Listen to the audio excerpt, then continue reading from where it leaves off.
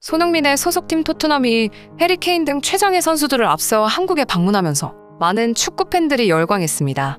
토트넘의 선수단이 도착하기 전부터 입국장에 수백 명의 팬들이 몰렸는데요. 토트넘과의 경기에 대한 한국 팬들의 기대감을 보여주는 엄청난 인파였죠. 티켓팅을 시작한 지 20분 만에 매진됨은 물론이고 전석이 매진된 뒤에도 10만 명이 넘는 사람들이 티켓 구매를 위해 대기 순번을 받고 기다리고 있는 것으로 알려졌는데요. 중고거래 사이트와 SNS 등에는 표를 판매한다는 판매글들이 빠른 속도로 올라와서 화제가 되었습니다. 그 이유는 판매자들이 티켓의 원가보다 훨씬 높은 가격을 제시하고 있기 때문인데요. 판매자들은 1등석 티켓 한 장을 300만 원이라는 다소 황당한 금액에 판매를 하고 있다고 하죠. 300만 원의 입장권을 구매하는 사람이 있을 정도로 토트넘과의 경기는 그 인기가 대단합니다. 토트넘 선수들도 태극기를 들고 기념 촬영을 하면서 한국 방문에 대한 기대감을 나타냈는데요. 이에 손흥민 선수는 공항에 직접 마중까지 나와서 반갑게 인사를 하고 동료들에게 편지까지 준비했습니다. 편지의 내용은 보고 싶었던 형제들, 한국에 온 걸 환영해. 너희들이 내 조국에 와준 건 매우 의미 있는 일이야. 바쁜 스케줄인 걸 알지만 난 우리가 좋은 에너지, 좋은 기억과 함께 정말 좋은 시간을 만들고 갔으면 좋겠어. 이 기회를 통해 정말 고맙다는 말을 하고 싶어. 난 토트넘에서 너희와 함께 항상 행복해. 우리가 함께 이뤄낸 목표들이 항상 자랑스러워.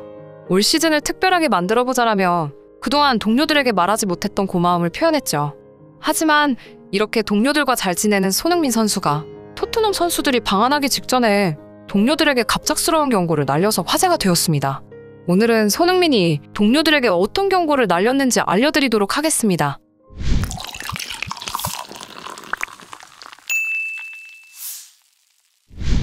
DVD나 팔아라. 집에 가서 개나 먹어라. 살먹는 사기꾼 같은 말들과 눈찍기 같은 인종차별적인 행동은 항상 고질적인 문제로 지적되죠. 현지 해설가들조차 아시아 선수들이 슛을 할 때마다 가라데킥이라며 인종차별적인 발언을 합니다. 지금은 영국에서 법으로 금지하지만 인종차별은 여전히 심각한 문제로 자리 잡고 있는데요. 유럽에서 활약했던 차범근 감독부터 박지성과 설기현, 기성용도 인종차별을 겪었다고 하죠. 산소탱크로 유명했던 박지성 선수는 메뉴에서 활약할 당시에 관중석에서 팬들이 부르는 일명 개고기송이 들려와 모욕감이 들었다고 밝힌 바 있죠. 설기현 코치도 레딩FC에서 뛰었을 당시 경기를 할 때마다 인종차별적 구호와 조롱에 시달린다라고 말한 바 있습니다. 기성용도 공을 잡을 때마다 원숭이 소리가 관중석에서 터져나와 마음고생을 심하게 했다고 하소연했었죠. 손흥민 선수 또한 극심한 인종차별을 피해갈 순 없었는데요. 토트넘 선수들이 방한하기 직전에 열린 행사에서 손흥민 선수가 유럽에서 겪은 인종차별 경험을 털어놓았습니다. 인터뷰를 할 때면 언제나 동료들과 잘 지낸다고 밝힌 손흥민이 이례적으로 독일에서 인종차별을 당했다는 발언을 한 것이죠. 이날 손흥민은 지금까지 가장 기억에 남는 경기가 무엇인가라는 질문을 받았는데요. 질문을 들은 손흥민은 A매치 100번째 경기였던 칠레전, 원더골을 넣은 벌리전, 득점왕을 기록했던 노리치전 등이 있지만 그래도 독일전을 꼽을 것 같다고 답했습니다.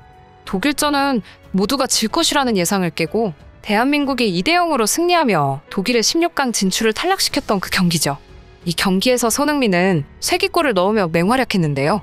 손흥민은 복수하고 싶었고 독일전의 승리는 인종차별에 대한 복수라고 밝히면서 전 세계 축구 팬들에게 충격을 주었습니다. 평소에 절제된 인터뷰를 주로 하던 손흥민답지 않게 강경한 어조로 인종차별 경험을 공식적인 자리에서 처음 털어놓았기 때문이죠. 손흥민은 고등학교 1학년이라는 어린 나이에 독일 함부르크 유소년 팀에 입단했습니다. 학교도 그만둔 상태에서 건너갔기 때문에 실력을 인정받지 못하고 귀국한다면 갈 곳이 없었다고 하죠. 그래서 죽어라 운동할 수밖에 없었다고 합니다. 손흥민은 자신이 어렸던 시절 독일 생활을 거론하며 인종차별을 많이 당했고 상상하지 못한 힘든 생활을 했다. 진짜 힘든 상황이었다. 그런 상황을 보내면서 내가 언젠가 이걸 꼭 갚아줘야겠다라고 말했습니다. 이 인터뷰는 바로 세계 전역으로 퍼지면서 해외 언론들이 큰 충격에 빠졌다고 하죠. 전 세계 누리꾼들 또한 손흥민의 발언에 지지를 보내고 있는데요. 손흥민은 인종차별과 싸워야 했다. 독일에 대한 손흥민의 복수였다. 이런 일이 여전히 벌어지고 있다는 게 역겹다. 인종차별에도 불구하고 그는 세계 최고의 선수가 됐다 등의 반응을 보였죠. 독일의 축구 팬들 역시 함부르크는 언제나 손흥민을 사랑했고 이곳 사람들은 그를 여전히 아들처럼 생각한다. 이런 말을 듣는 게 힘들고 아프다는 반응을 보였고 독일 언론 또한 아마도 언어의 문제에서 비롯되는 차별이 컸을 것이다. 또 독일에서 볼 때 한국 축구를 높이 평가하지 않았을 때다. 그런데 손흥민이 어려움을 극복하고 세계 최고의 선수 반열에 올랐다는 게 정말 대단하다. 손흥민 이후 한국 축구에 대한 인식이 달라졌고 다른 한국 선수들이 분데스리가에 많이 진출할 수 있었다고 보도했습니다. 손흥민 선수가 토트넘 선수들이 방한하기 전에 이례적으로 자신의 서러웠던 감정을 드러낸 건 동료들에게 경고와 부탁을 한 것으로 볼 수 있습니다. 이제는 가족이 된 토트넘의 동료들 또한 손흥민이 한 말을 단번에 이해했는데요. 그의 달라진 태도를 목격한 토트넘의 동료들은 손이는 자신이 한국 축구의 자존심인 것을 잘 알고 있다. 그리고 그것에 대한 책임감을 안고 살고 있다.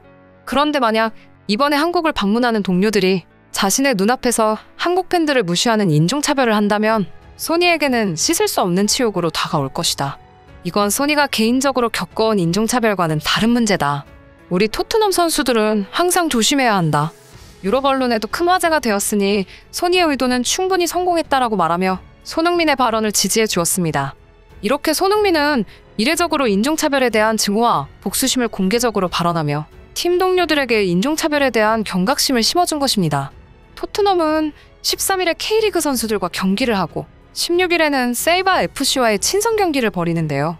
손흥민의 바람대로 아무 일 없이 모든 경기를 잘 치렀으면 좋겠습니다. 이상 영상 마치겠습니다. 감사합니다.